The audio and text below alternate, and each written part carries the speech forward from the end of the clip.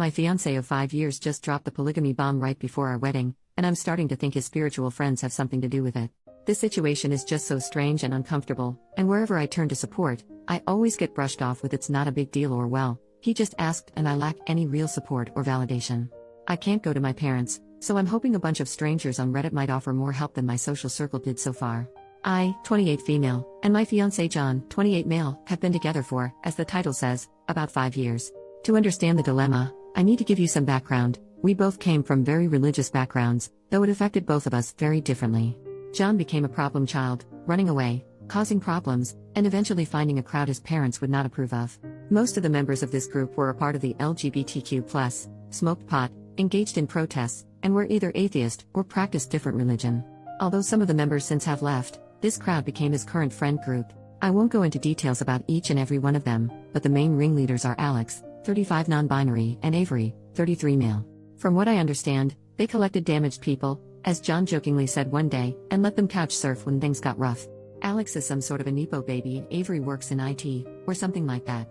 John met them when he was 15. At first, I thought they seemed very cool and couldn't wait to meet them since John equated their relationship to that of a child and a parent, so clearly very important people in his life. But when I finally met them, when we were 21, and in college and home for the summer break, the meeting left me a bit disillusioned.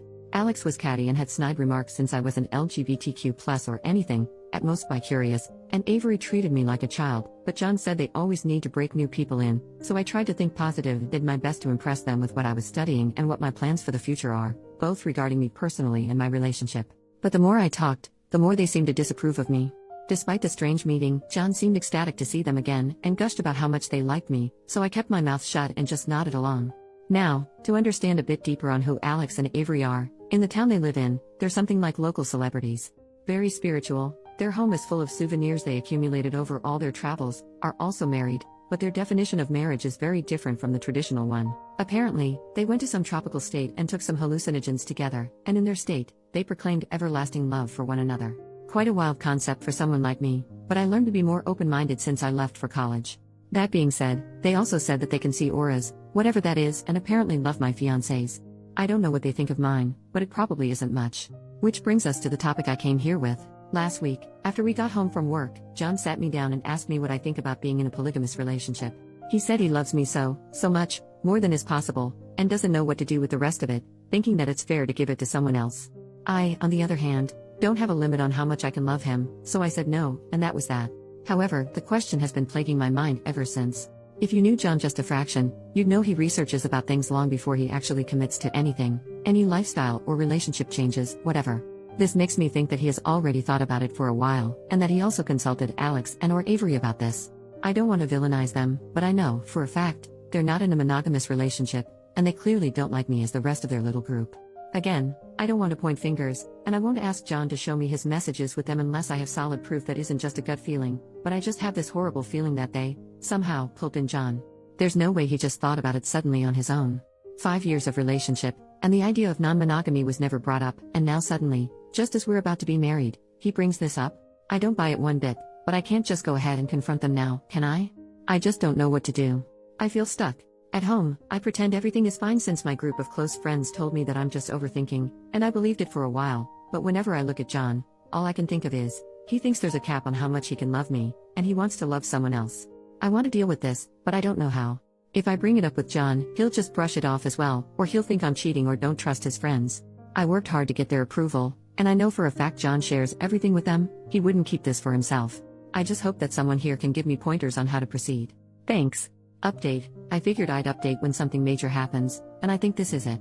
But before I get ahead of myself, let me fill in some blanks in my story. Me and John came from similar backgrounds, but my family was a bit less strict, allowing me to go to college since I had great grades. The plan for me was to move back after getting a degree, finding a job, a husband, and living the traditional life, which, obviously, didn't happen because I met John, who literally changed the trajectory of my life.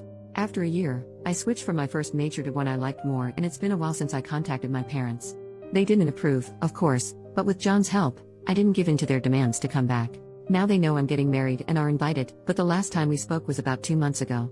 John has completely no contact with his parents since 18.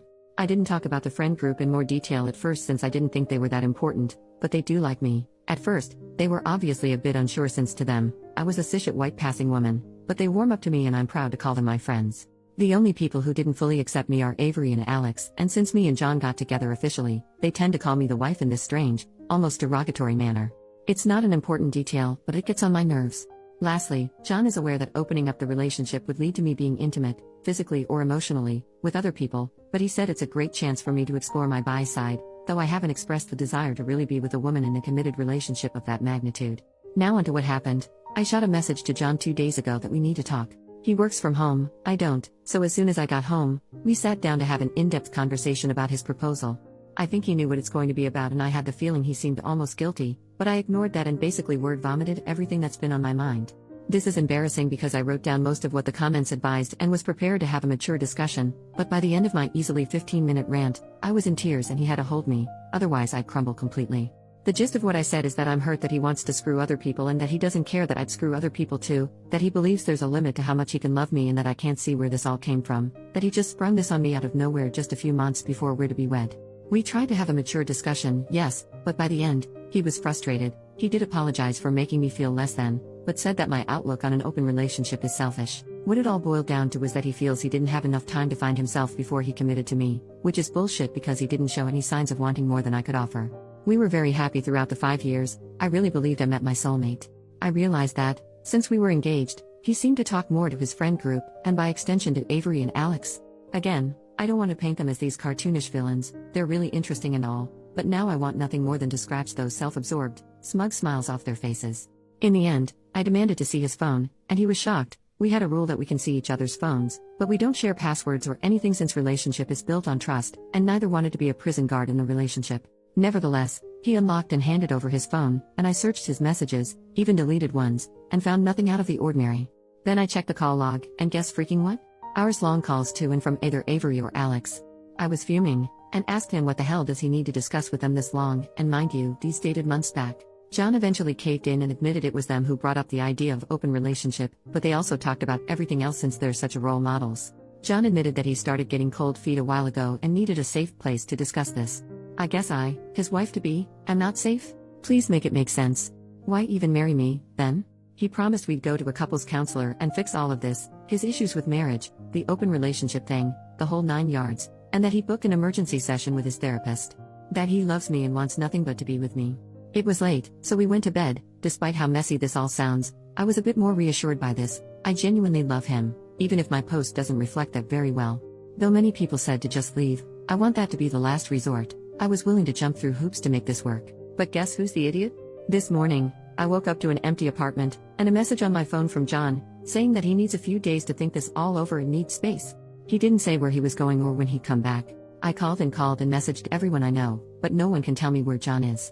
I told him that he either comes back home in 24 hours, or this is over. As you can imagine, I'm a wreck.